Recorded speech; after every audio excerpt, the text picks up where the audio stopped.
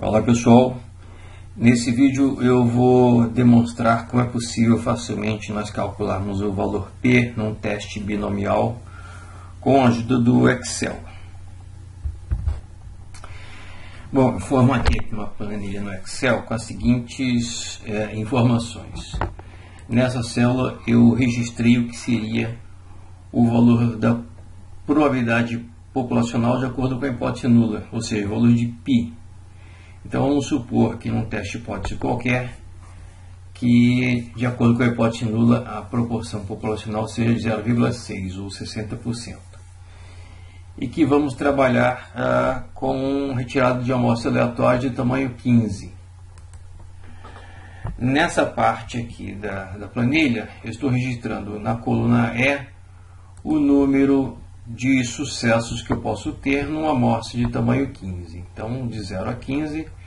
E na coluna imediatamente à direita, eu estou calculando a probabilidade de cada um desses números de sucessos, utilizando para isso da função dist.binom, onde eu informo o primeiro argumento, o número de sucessos, que eu estou lendo imediatamente à esquerda. Depois eu informo o número de tentativas, que é o tamanho amostral. Depois eu informo o valor da hipótese nula. E por último, o argumento cumulativo eu coloco falso. Então esses valores aqui correspondem, por exemplo, à probabilidade de eu não ter nenhum sucesso, a probabilidade de eu ter 6 sucessos em 15, considerando-se hipótese nula verdadeira, e assim por diante. Onde eu tenho uma probabilidade maior é a de, nestas condições, eu ter 9 sucessos em 15. 0,6 vezes 15 dá 9. Então, por isso que eu tenho aqui o valor central 0,20. Ok? Então, para número de sucessos menores do que 9, a probabilidade de ocorrência vai diminuindo. Número de sucessos maior do que 9, a probabilidade de ocorrência vai diminuindo também. E esse comportamento está representado aqui nesse histograma. Okay? Então vamos supor que eu queira calcular o p-value da seguinte situação, o valor P. Eu retirei uma amostra de tamanho 15 e nessa amostra de tamanho 15 eu obtive 5 sucessos. Então a proporção amostral teria sido 5 em 15. Qual é o valor P ou p-value desse teste hipótese, dadas essas condições? Bom, o valor P ou p-value, primeiro eu tenho que estabelecer, é um teste unicaudal à esquerda, um teste unicaudal à direita, um teste bicaudal. Vamos supor que eu tenha um teste unicaudal à esquerda. Eu estou nessa região aqui. E eu quero verificar então qual é a probabilidade de se eu repetisse o ensaio, eu observar um comportamento tão extremo quanto esse, ou mais extremo. Comportamentos tão extremos ou mais extremos, num teste unicaudal à esquerda, eu vou me afastando aqui nessa coluna para cima. Então, o valor P, conceitualmente, é a probabilidade de eu ter um comportamento tão extremo ou mais extremo, ou seja, um comportamento tão pouco provável ou menos provável ainda. Então eu posso dizer que o valor P nessas condições seria o somatório de todas essas probabilidades, resultando nesse valor aqui, 0,3383. Se eu tivesse retirado uma amostra de tamanho 15, onde o número de sucessos tivesse sido apenas 3, o valor P seria este somatório aqui.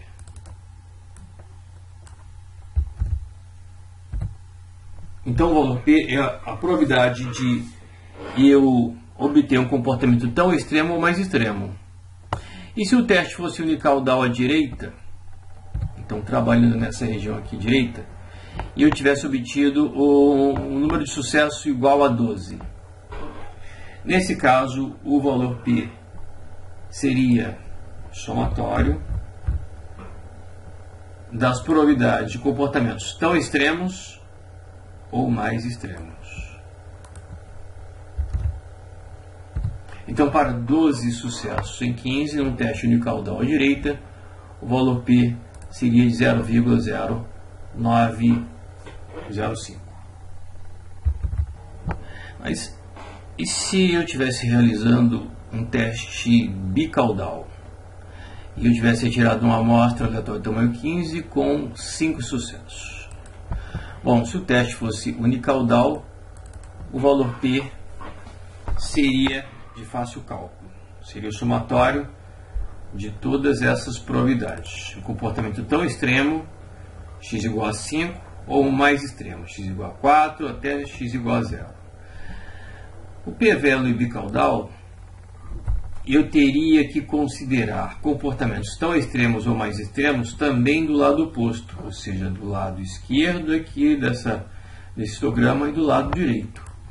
Então, na verdade, o p-value bicaudal para x igual a 5 corresponderia ao valor já calculado para o p-value unicaudal, mais as probabilidades associadas a comportamentos mais extremos do que 0,024.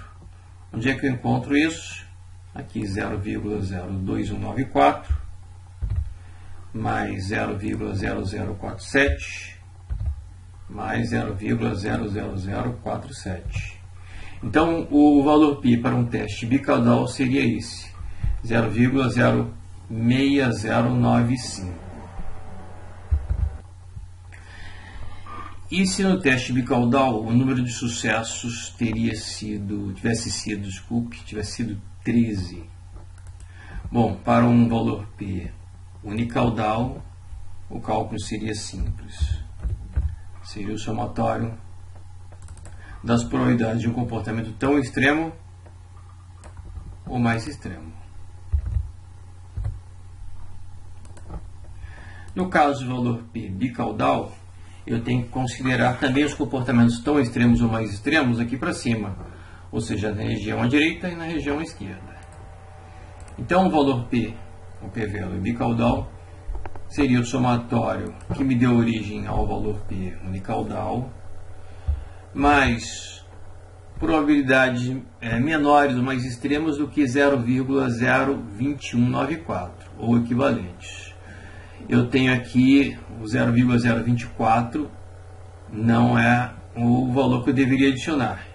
Eu tenho uma probabilidade maior aqui, a probabilidade de um comportamento menos extremo. E vou procurar comportamentos mais extremos. Então eu tenho esse aqui como primeiro, 0,00742, mais o segundo, mais o terceiro, mais o quarto, mais o quinto. Então, nesse caso, o valor P, o p-value bicaudal, para 13 sucessos em 15, seria 0,03646.